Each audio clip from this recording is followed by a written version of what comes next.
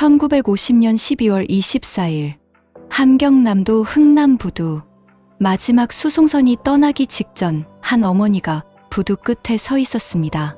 그 어머니의 품에는 아무도 없었습니다. 두 아이는 이미 배 위에 올라가 있었고 어머니만 부두에 남아 있었던 것입니다. 영하 30도에 가까운 바닷바람 속에서 어머니는 손을 흔들고 있었습니다. 한 번, 또 한 번. 아이들이 더는 보이지 않을 때까지 흔들지 않았겠습니까?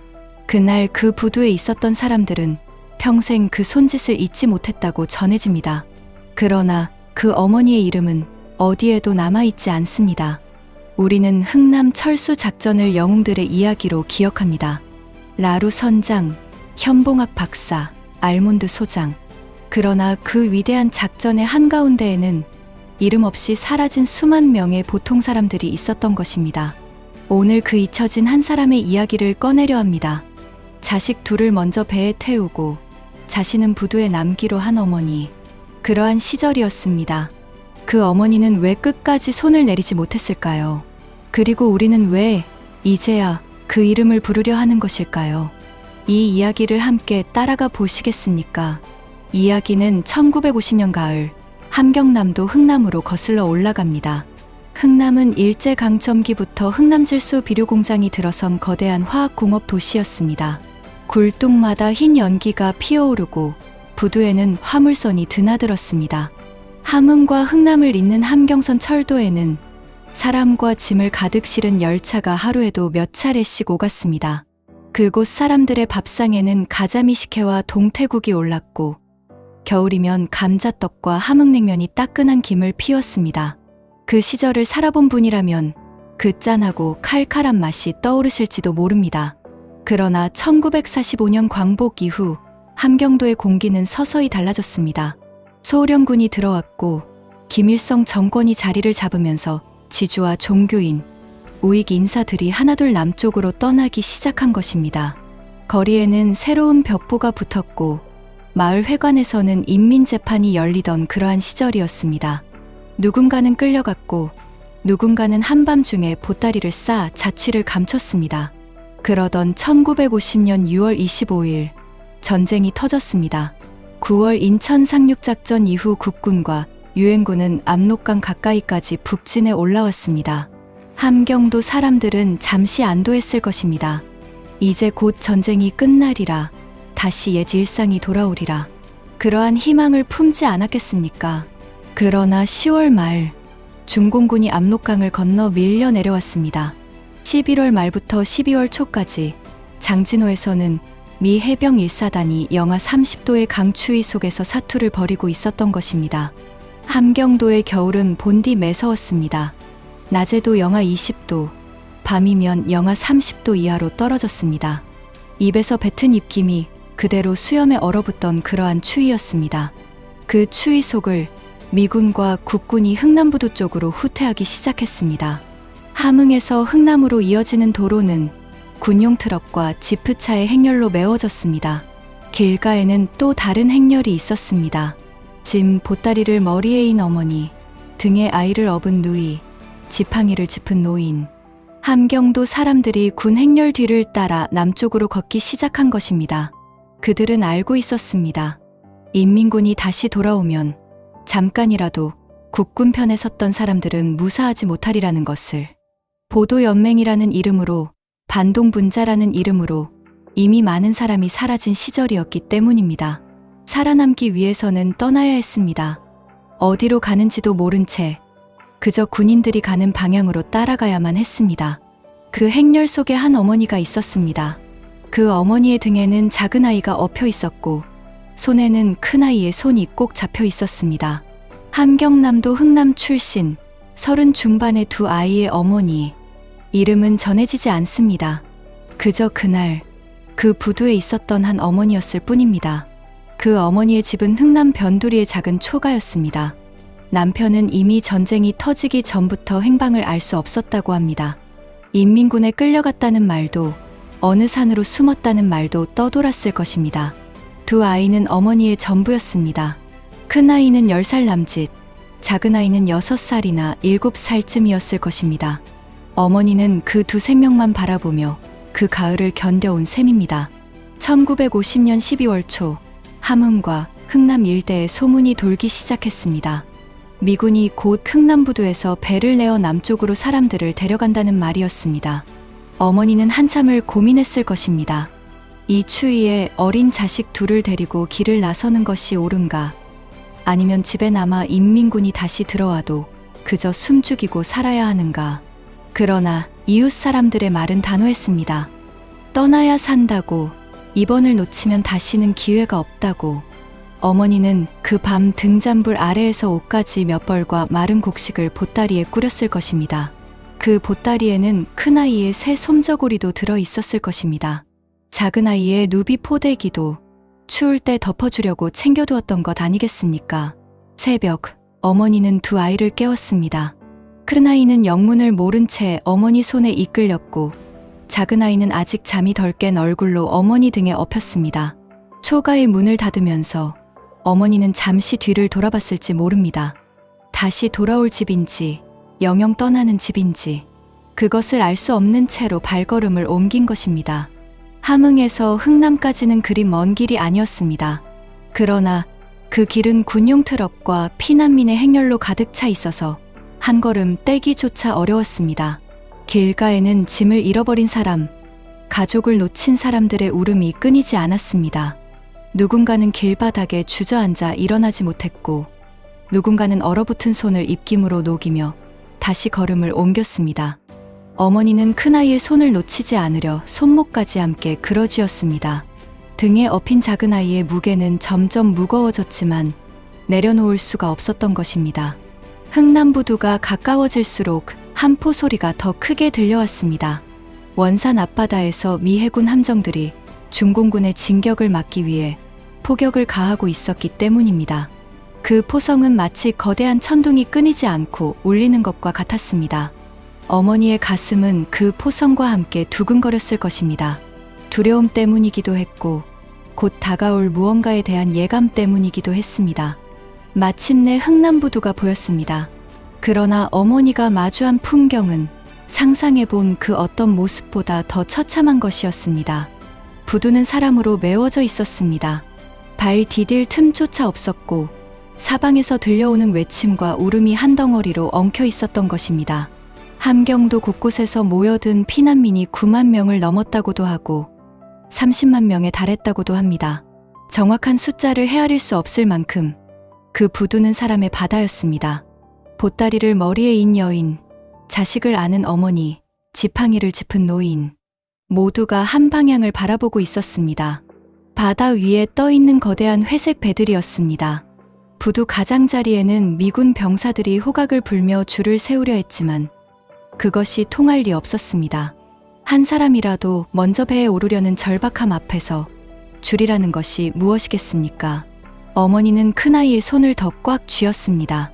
등에 엎인 작은아이는 추위에 얼굴이 새파랗게 질려 있었습니다. 누비 포대기를 끌어당겨 한 번 더 작은 얼굴을 감쌌습니다. 부두의 공기에는 디젤 기름 냄새와 화약 냄새가 뒤섞여 있었습니다. 그 위로 짠 바닷바람이 끊임없이 불어와 사람들의 솜저고리 안까지 파고들었습니다. 사실 그 자리에 모인 피난민들은 처음부터 배를 탈 수 있을 거라 보장받은 사람들이 아니었습니다. 미군의 초기 철수 계획에는 피난민 수송이 들어있지 않았기 때문입니다. 흥남에 모인 군 병력만 12만 명이 넘었습니다. 미 10군단 10만 5천 명, 국군 1군단 1만 5천 명. 그들을 다 실어 나르는 것만으로도 함정들은 빠듯했던 것입니다. 그러나 한 사람이 그 결정을 바꾸어 놓았습니다. 미 10군단장 알몬드 소장의 통역관으로 일하던 의사, 현봉학 박사였습니다. 현 박사는 알몬드 소장을 거듭 설득했습니다.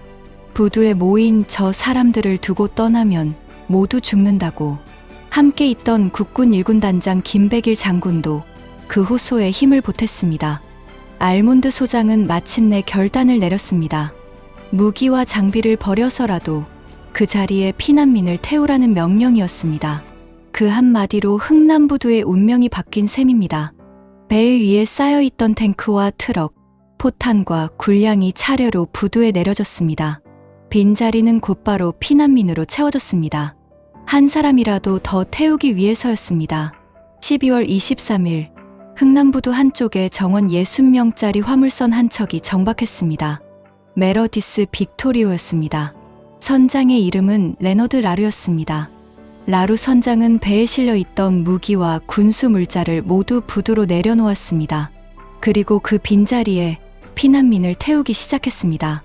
마지막에 그 배에 오른 사람은 1만 4천 명에 달했습니다. 그러나 어머니가 그 배의 이름을 알았을 리 없습니다. 어머니가 본 것은 그저 부두 끝에 보이는 거대한 회색 배 한 척과 그 앞에 길게 늘어선 사람들의 머리뿐이었던 것입니다. 부두로 향하는 길은 빙판이었습니다. 누군가가 흘린 침 보따리, 떨어진 신발 한 짝, 얼어붙은 핏자국이 길마다 흩어져 있었습니다. 그 사이로 부모와 자식이 손을 잡고 또 어느 곳에서는 손을 놓치고 인파의 흐름은 어떤 의지로도 멈출 수 없는 거센 강물과 같았습니다. 국가기록원에 남은 한 기록에는 이런 구절이 있습니다. 어린 자식만이라도 데려가 달라고 애원하는 부모들의 눈물겨운 모습도 있었다. 그날 흥남부두에서 가장 자주 들렸던 말이 바로 그 말이었던 셈입니다. 자식만이라도, 자식만이라도. 그 한마디가 부두 곳곳에서 메아리쳤습니다. 그러한 시절이었습니다. 어머니가 부두 끝에 다다랐을 때 마지막 수송선의 사다리가 보이기 시작했습니다. 사다리 앞에는 미군 병사 둘이 서서 한 사람씩 끌어올리고 있었습니다. 사람들이 밀려들었습니다. 어머니의 등 뒤로도 옆으로도. 미군 병사는 호각을 길게 불며 외쳤습니다. 자리가 얼마 남지 않았다는 신호였습니다. 어머니는 큰아이를 앞으로 밀었습니다. 큰아이의 작은 손을 사다리 척 안에 얹어 주었습니다. 미군 병사가 그 손을 잡아 위로 끌어올렸습니다. 큰아이가 사다리 위로 올라가는 순간 어머니는 등에 작은 아이를 풀어 안았습니다. 누비 포대기로 한 번 더 감싼 그 작은 몸을 큰아이가 손을 뻗어받아 안았습니다. 그 짧은 순간 어머니와 큰아이의 눈이 마주쳤습니다. 큰아이는 무언가를 물으려 했을 것입니다. 어머니는 미군 병사를 한번 올려다봤습니다. 미군 병사는 어머니를 향해 손을 내밀었습니다. 그러나 그때 어머니의 뒤에는 또 다른 어머니가 갓난아이를 안고 서 있었습니다. 그 어머니도 사다리 끝을 바라보고 있었던 것입니다. 흥남부두의 한 어머니는 잠시 그 자리에 멈춰 섰습니다. 손을 뻗으면 사다리에 닿을 거리였습니다. 한 발만 떼면 자식들과 함께 배 위에 오를 수 있었습니다. 그러나 어머니는 손을 내리고 뒤로 한 걸음 물러섰습니다. 자리가 비어 보이지 않는다는 것을, 한 사람이 더 오르면 누군가는 끝내 오르지 못한다는 것을 어머니는 그 짧은 순간 알아챈 것 아니겠습니까? 어머니는 미군 병사에게 손을 저었습니다. 그리고 사다리 위의 큰아이에게 처음으로 무언가를 말했습니다. 둘이 꼭 같이 있어라. 동생을 절대 놓지 말아라. 그러한 당부였을 것입니다. 큰아이의 눈에 눈물이 차오르는 것이 보였습니다. 그러나 어머니는 다시 한번 손을 저으며 어서 들어가라는 신용을 했습니다. 미군 병사도 사정을 알아챈 듯 큰아이의 어깨를 가만히 감쌌습니다. 사다리가 거두어졌습니다. 어머니는 그 자리에서 두어 걸음 뒤로 물러섰습니다. 부두의 빙판 위로 어머니의 그림자가 가늘게 늘어졌습니다. 수송선의 백고동이 한번 길게 울렸습니다. 그 소리는 부두에 남은 모든 사람의 가슴을 한꺼번에 흔들었을 것입니다.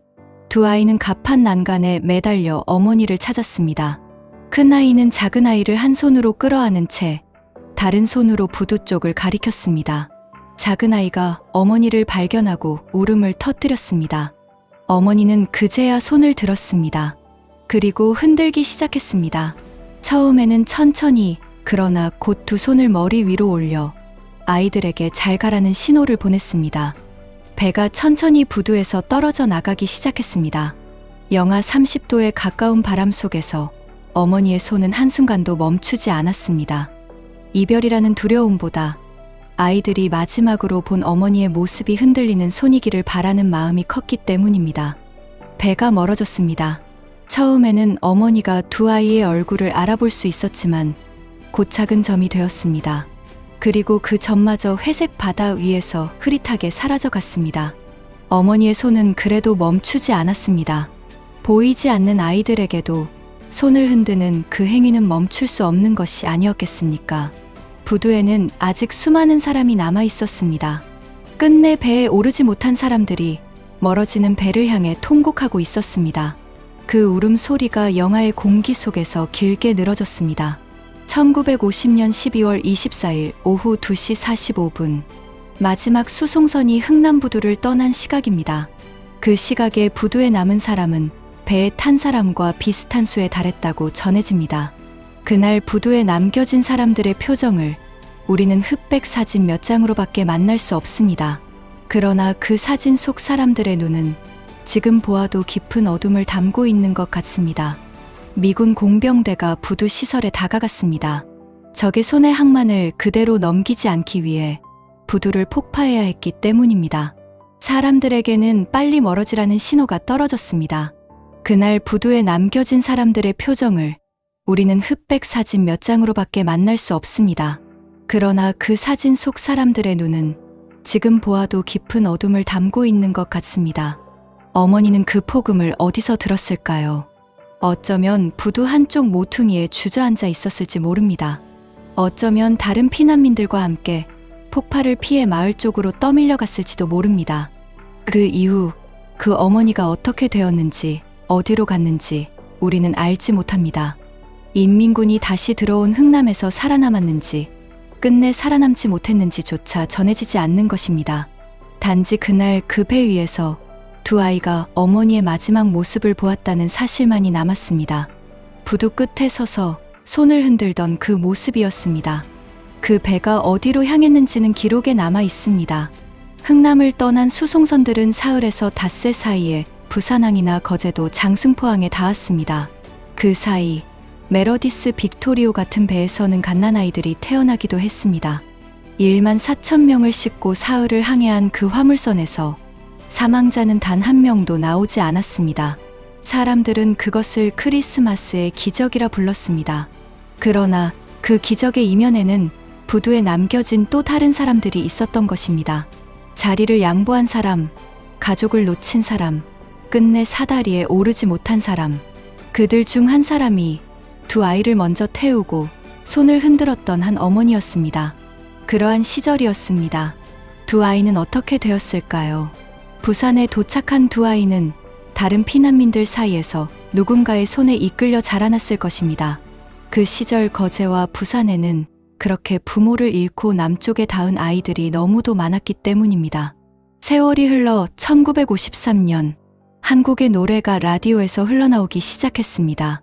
눈보라가 휘날리는 바람찬 흥남부두에 가수 현인이 부르고 강사랑이 노랫말을 쓰고 박시춘이 곡을 붙인 굿세어라 금순아였습니다. 그 노래가 라디오 전파를 타고 흐를 때마다 부산의 어느 골목, 거제의 어느 판자촌에서 누군가는 부어기를 멈추고 한참을 가만히 서 있었다고 합니다. 그 시절을 살아본 분이라면 그 광경이 떠오르실지도 모릅니다. 흥남부두에서 헤어진 사람들이 부르는 노래였습니다. 잃어버린 가족의 이름을 차마 부르지 못해 그 대신 노랫말 속에 금순이를 부르며 가슴을 쓸어내렸던 그러한 시절이었습니다. 시간이 더 흘러 1983년 텔레비전에서는 이산가족 찾기 방송이 시작되었습니다. 흑백 화면 속에서 사람들이 종이에 이름을 적어 들고 카메라 앞에 섰습니다. 흥남부두에서 헤어진 두 아이도 어쩌면 그 화면 어딘가에 서 있지 않았겠습니까? 어머니의 이름을 적은 종이를 들고 그날의 부두를 떠올리면서, 그러나 그날 부두에 남았던 어머니의 소식은 끝내 닿지 않았을 가능성이 큽니다. 함경도 흥남은 그날 이후 다시 갈 수 없는 땅이 되었기 때문입니다. 우리가 흥남 철수 작전을 이야기할 때 우리는 나루 선장의 결단을 이야기합니다. 현봉학 박사의 호소를 이야기합니다. 무기를 버리고 사람을 실은 배들을 이야기합니다. 그 모든 이야기는 진실이며 모두 위대합니다. 그러나 그 위대한 결단을 가능하게 한 것은 부두 위에서 한 자리를 양보한 수많은 보통 사람들의 또 다른 선택이기도 했습니다. 그 자리에서 한 발 물러선 사람들, 자식을 먼저 올려보내고 돌아서서 부두를 걸어 나간 사람들, 그들의 이름은 어디에도 적혀 있지 않습니다. 그러나 그날의 흥남부두에는 그렇게 자기 자리를 누군가에게 내어주고 남은 사람이 분명히 있었습니다. 우리가 오늘 한 어머니의 이야기를 꺼낸 것은 그 사람들 모두의 자리를 한 번쯤 비추고 싶었기 때문입니다. 1950년 12월 24일, 영하의 부두에서 마지막까지 손을 흔들던 그 어머니의 모습이 누군가의 가슴 속에 한 번쯤 떠오르지 않겠습니까? 그러한 시절을 살아낸 한 사람의 이야기였습니다. 그 어머니의 이름은 끝내 전해지지 않습니다. 그러나 그 손짓은 두 아이가 살아낸 모든 나날의 어딘가에 분명히 닿아 있었을 것입니다. 그늘 속에 묻혀있던 한 어머니의 마지막 선택을 오늘 함께 따라가 보았습니다. 이 이야기가 마음에 남으셨다면 구독과 좋아요로 작은 응원을 보내주십시오. 잊혀진 분들의 이야기를 한 분 한 분 다시 꺼내는 데에 큰 힘이 되는 것입니다. 그늘 속의 이름들. 다음 이야기에서 또 만나 뵙겠습니다.